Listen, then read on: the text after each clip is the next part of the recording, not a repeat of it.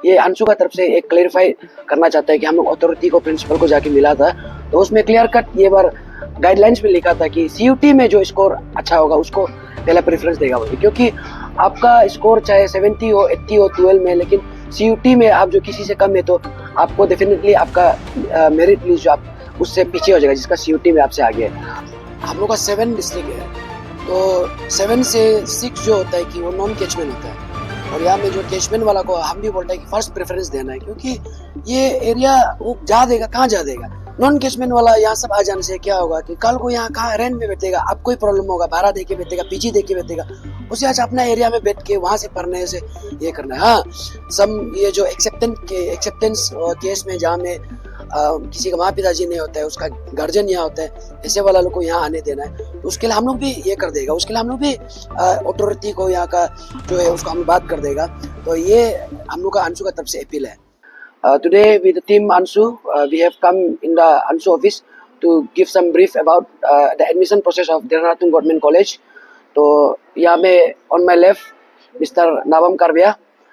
auditor Anshu, and in my right side Ngurang Pepu, assistant games and sports secretary Anshu, and in my extreme right Navam Hating, social service and health and hygiene secretary Anshu. अभी जो DM में admission चल रहा है, एक treatment का जो programme चल रहा है, तो इसमें अंशु का क्या इनिशिएटिव है? देखो, यहाँ में हम लोग का 7 डिस्ट्रिक्ट है, तो 7 से 6 जो होता है कि वो नॉन कैचमेंट होता है, और यहाँ में जो कैचमेंट वाला को हम भी बोलते हैं कि फर्स्ट प्रेफरेंस देना है, क्योंकि ये एरिया वो जा देगा कहाँ जा देगा। उसका फॉर एग्जांपल सेपा में कॉलेज है, तो यहाँ का कैचमेंट एरिया वहाँ जाके कहाँ में बैठ देगा। तो इसलिए नॉन कैचमेंट वाला को रिक्वेस्ट करता है कि पहले प्रेफरेंस अपना एरिया को दो। फॉर एग्जांपल सेपा में खुद का कॉलेज है, आपका पलिन में कॉलेज है या चुली में कॉलेज है, वहाँ में आप अपना अपना डिस्ट्रिक्ट का पहले ये जो प्रेफरेंस करके वहाँ में बैठने के लिए ट्राई करना है। बहुत लोगों का क्या होता है कि किसी का पेरेंट्स जो यहाँ सर्विस करता है, ऐसे वाला लोग को एक्सेप्टेंस होता है, तो उसमें 20% उसके लिए रिजर्वेशन है, तो 80% जो है कैचमेंट एरिया के लिए। तो हम लोग भी ये रिक्वेस्ट करते हैं कि यहाँ में जो है कैचमेंट एरिया को फर्स्ट प्रेफरेंस देना है। और ऐसे है कि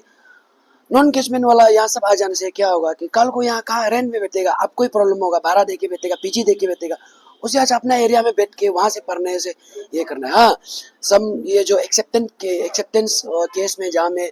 किसी का माँ पिताजी नहीं होता है, उसका गार्जियन यहाँ होता है, ऐसे वाला लोग को यहाँ आने देना है, तो उसके लिए हम लोग भी ये कर देगा, उसके लिए हम लोग भी अथॉरिटी को यहाँ का जो है उसको हम बात कर देगा। तो ये हम लोग का अंशु का तरफ से अपील है।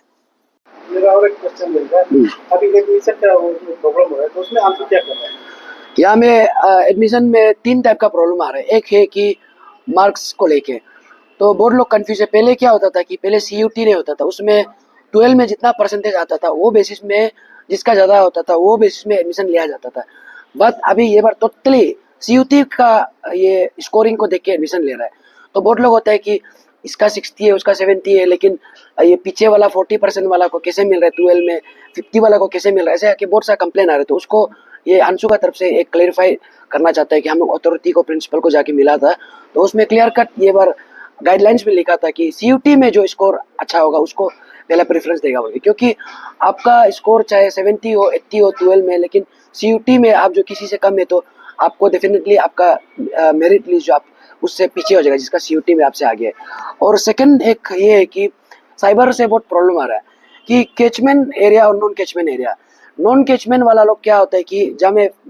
फॉर्म में फिलअप कर देते हैं कैचमेंट एरिया, तो उसमें जाके उसका जो मेन क्लास 12 लास्ट टाइम कहाँ से पास हुआ दिखाना पड़ता है। तो 12 में फॉर एग्जांपल अभी यहाँ से कोलोरिंग से पढ़ के है, तो colouring is definitely non catchment area, तो कैचमेंट एरिया में वो लोग फिल कर देता है, तो उसमें जाके एप्लीकेशन जो रिजेक्ट हो जाता है। तो ये एक चीज़ जो प्रॉब्लम है, तो इसलिए नेक्स्ट टाइम भी ये इसको रिपीट नहीं करें। जब फॉर्म भरा रहा है आप साइबर वाला से दोबारा वेरिफिकेशन करते वक्त 2 टाइम्स वेरीफाई करके आप फॉर्म भराओ, क्योंकि आपका एक मिस्टेक का कारण से आपका 1 साल बर्बाद हो जा सकता है। तो still we are trying to connect with the authority of Dehradun government college कि ये वाला एक सिली मिस्टेक को ये बार के लिए कंसिडर कर दो बोल के। और यहाँ पे ऑलरेडी वहाँ में कमिटी कॉन्स्टिट्यूट है, वहाँ पे 6-7 प्रोफेसर जो है हाईली क्वालिफाइड प्रोफेसर लोग शायद से वो लोग जस्टिस दिला देगा होगा, और अंशु साइड से भी उसको हम लोग कंटिन्यूस डे 1 से हम लोग उसको ये कर रहा है कि ऐसे मिस्टेक को ये बार के लिए कंसिडर करके तो नेक्स्ट टाइम हम लोग भी एक अवेयर कर देगा कि स्टूडेंट को यहाँ में ऐसे गलती नहीं करना है बोल के।